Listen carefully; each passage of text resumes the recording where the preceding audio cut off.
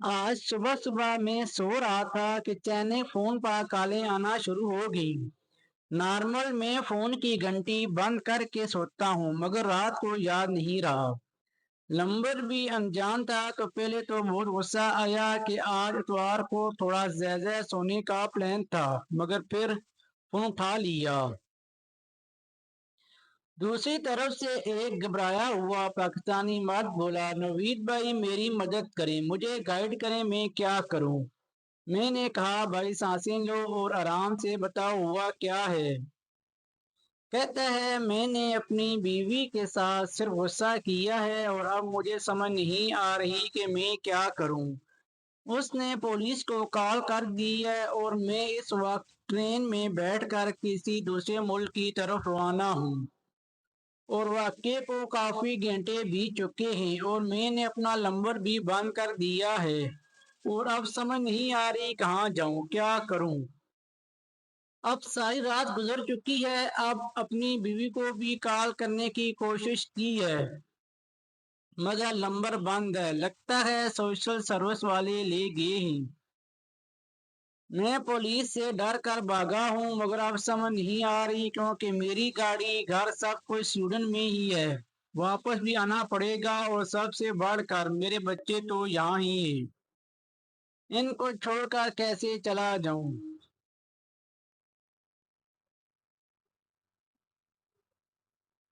وہ رو پڑا، مجھے بتائیں کیا کروں؟ میں نے اس کو حوصلہ دیا اور کہا کہ بھائی غلطی کس کی بھی انسان سے ہو سکتی ہے، مجھے کچھ تفصیلات بتاؤ کہ تم نے اپنی بیوی پر ہاتھ تو نہیں اٹھایا، مارا تو نہیں، ہوا کیا تھا؟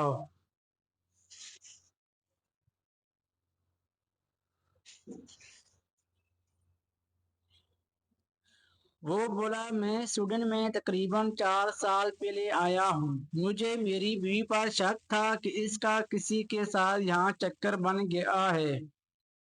میں نے اس سے بات کرنے کی کوشش کی تو وہ الٹا مجھے الزام دینے لگ گئی کہ تم گٹیا ذہن کے ہو وغیرہ وغیرہ۔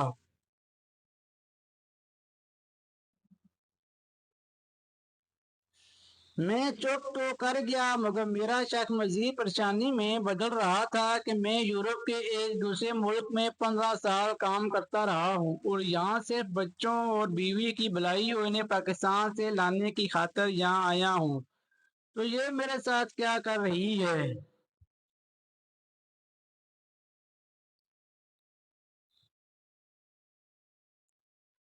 خیر کل ہفتے کی رات میری بیوی مجھے گھر سے آ کر گئی کہ کسی دوست کے گھر لڑکیوں کی ایک تقریب ہے تو میں اپنے تینوں بچوں کو سنبھالوں۔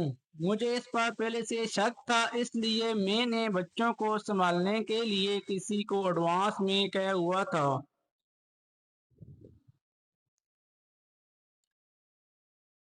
میں اس کے پیچھے چھپ کر چلا گیا اور پھر وہی ہوا جس کا مجھے ڈر تھا۔ وہ کچھ سٹاپ بس پر جانے کے بعد اتری اور وہاں سائڈ پر ایک گاڑی کھڑی تھی، اس میں وہ کسی دوسرے مرد کے ساتھ بیٹھ گئی۔ میں نے پہلے سوچا کہ ابھی پکڑ لوں مگر پھر تھوڑا صبر کیا کہ شاید وہ یہ نہ کہہ دے کہ یہ مجھے میری دوست کے کہنے پر یہاں سے لینے آیا ہے، تو میں نے پیچھا کیا۔ خیر وہ اس کے ساتھ دوسرے سال والے شہر چلے گی۔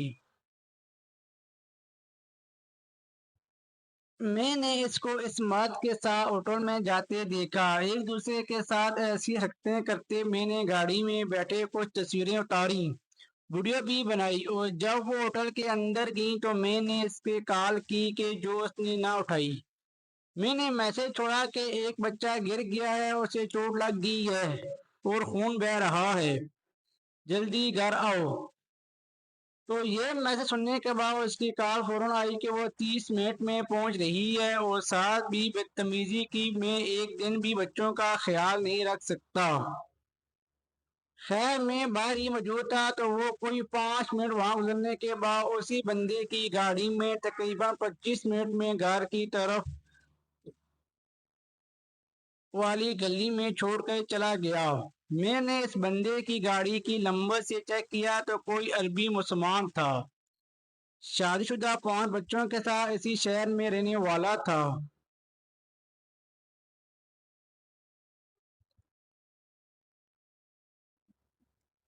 خیر وہ جب گھر اندر چلی گئی تو میں بھی بعد میں اندر گیا اور جا کر اس کو پوچھا کہ تم کہاں تھی، تو وہ فوری طور پر غصے میں مجھ سے بدتمیز کرنے لگی کہ تم گندے ذہن کے گھٹیا آدمی ہو، مجھ پر شک کرتے ہو وغیرہ وغیرہ۔ مجھے بہت زیادہ غصہ آ گیا۔ میں نے اسے تصویریں دکھائیں، وہ ساتھ یہ کچھ اول فول بک دی کہ میں تمہیں یہ کر دوں گا وہ کر دوں گا۔ بچے کیونکہ سو چکے تھے اور اپنے کمرے میں تھے اور بچوں کو سنبھالنے والی بھی ہمیں دیکھ رہی تھی، تو اس نے بھی یہ سب کچھ سنا اور دیکھا ہے۔ مگر میرے غصہ کرنے کی فوراً بعد وہ چیخنے لگ گئی جیسا کہ کوئی ہسٹریا میں چلا جاتا ہو۔ ساتھ میں اس نے فوراً پولیس کو کال کر دی اور جھوٹ بولنے لگ گئی کہ یہ مجھے جان سے مار دے گا وغیرہ وغیرہ۔ میں بہت ڈر گیا اور وہاں سے نکل آیا۔ اب پوری رات نکل چکی ہے، میں سوڈن سے دور کسی دوسرے ملک میں ہوں اور پریشانی میں ہوں کہ یہ کیا ہو گیا، میرا گھر ٹوٹ گیا، اب مجھے بتائیں بچوں کا کیا بنے گا وغیرہ وغیرہ۔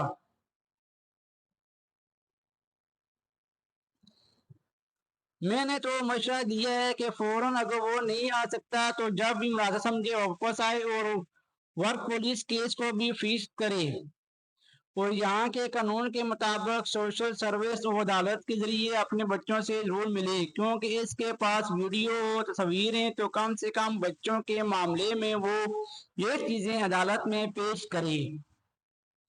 مگر ظاہر ہے کہ جب مارا ہی نہیں تو اس کے خلاف اس بات کا کوئی ثبوت نہیں، تو وہ ضرور اپنا کیس لڑے۔ ہاں، غصے میں دھمکی دینا بھی سوڈن میں غیر قانونی عمل ہے، تو آپ اس کے بارے میں بھی بتائیں۔ تصویر ویڈیو دکھائیں کہ آپ نے اس چیز سے منع کرنے کی کوشش کی ہے اور آپ کا اس عورت کو نقصان پہنچانے کا نہ کوئی ارادہ تھا نہ ہے، ورنہ آپ اس وقت کچھ کرتے جب وہ اس دوسرے شخص کے ساتھ ہوٹل میں تھی۔